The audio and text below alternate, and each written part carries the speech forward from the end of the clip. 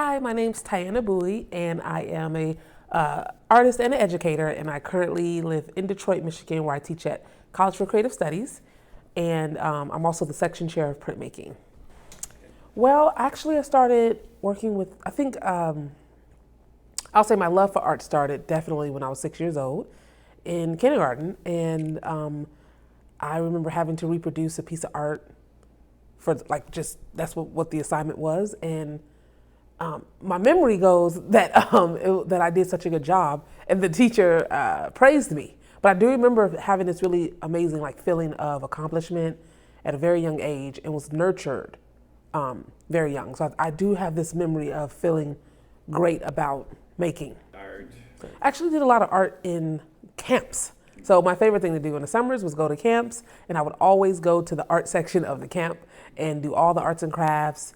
As much as I could. I spent most of my time there.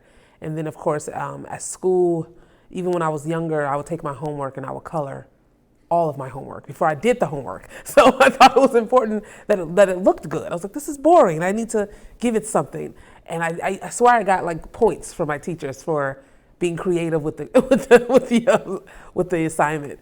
So of course that just carried throughout my entire life. I always felt that art was this thing that I could do no matter what. And I did not grow up in the best of the situations. I grew up in foster care. So being able to make art no matter what, no matter where I went, no matter which household, was really, it was a good kind of thread to have for my entire life. And I still do it to this day. So self-esteem, identity. I remember sitting down on a Saturday morning, my aunt would go to work and I would go to her office and take a bunch of her computer paper and take, just because there was the only thing around. I was like, okay, I can draw with computer paper and with ink pens. So I never had any pencils, no color pencils, none of that fancy stuff. And I would turn on this TV at 8 o'clock in the morning on a Saturday and draw with this, I don't even know this guy's name, but it was like a PBS special, and he would draw kind of like Bob Ross, but not Bob Ross. And he would, have his audience draw along with him. And I would do this every day for years. And so my bedroom was just full of these weird drawings. And I don't know if it's a good thing that nobody really seemed to notice in my family. They noticed, but nobody said anything. It's it was like me being an artist was just a part of who I was, and it wasn't a thing. And so, and that could either be negative depending, was I pushed to be an artist, or was I neglected? I think whatever happened, it worked out. So. Maybe you were just allowed. I think I was just allowed, yeah. And no one, I like that. I was just allowed. No one got into my way.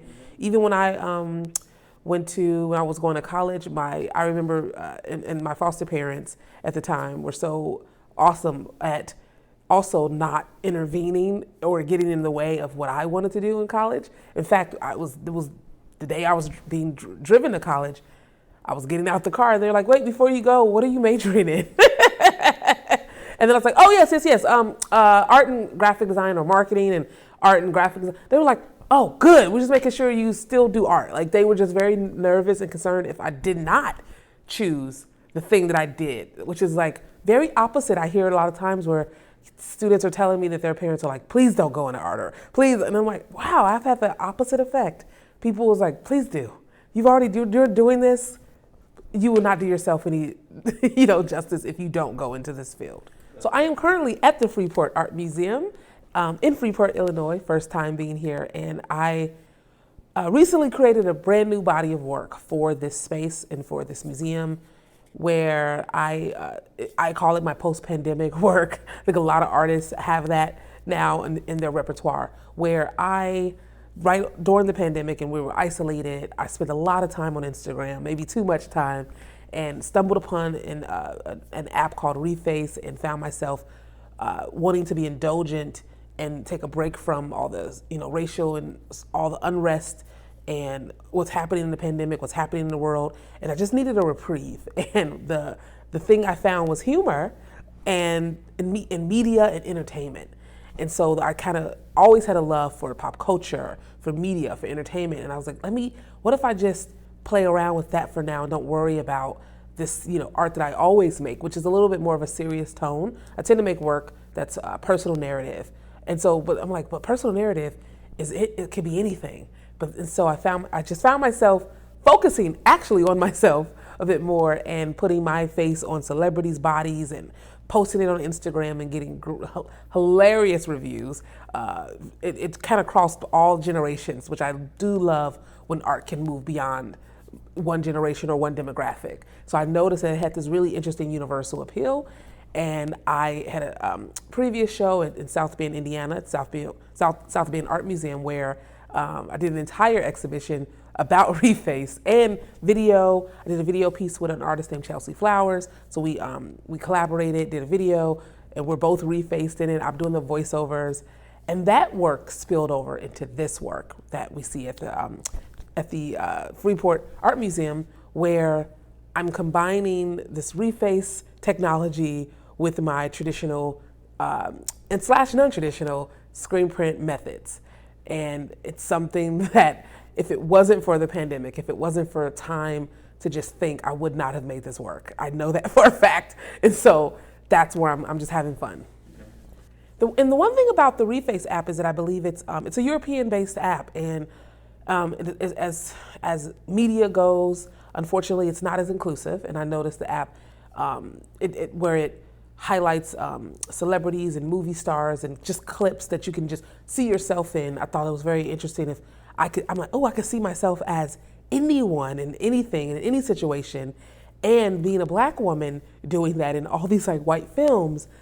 I could see myself as white. I could see myself as male, as a child. It was just, and that commentary was interesting. The lack of diversity in these apps and me inserting myself and feeling very powerful doing so is pretty awesome, which is why I keep going with this idea.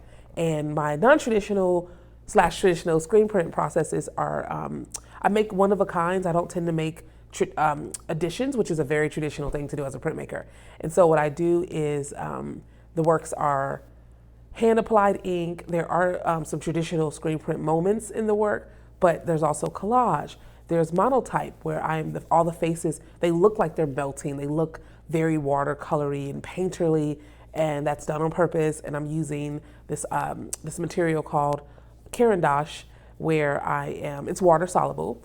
And so when you put water to it and then you print through the screen, you get this really unique look for each piece, and you can never reproduce it the same again. So I kind of like this idea of one of a kinds, uniqueness, but they're still prints. They still embody the framework of a print.